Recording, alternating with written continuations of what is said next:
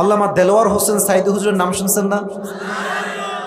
আমি আজকে এই বিশাল ময়দানে তার জন্য দোয়া করি, আল্লাহ তাকে জান্নাতুল ফেরদাউসের উঁচু মাকাম নসিব করুন। সকলে পড়া আমিন।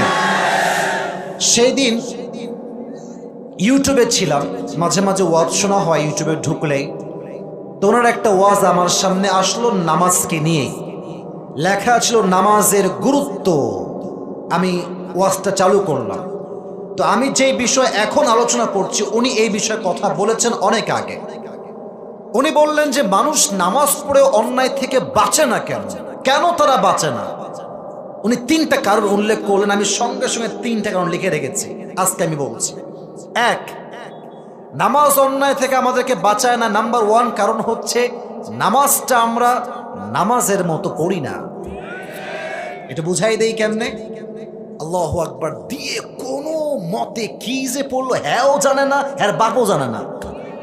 কোনো মতে পড়ে কি যে পড়ে আল্লাহু আকবার দিয়ে 4 রাকাত নামাজ 2 মিনিটে শেষ।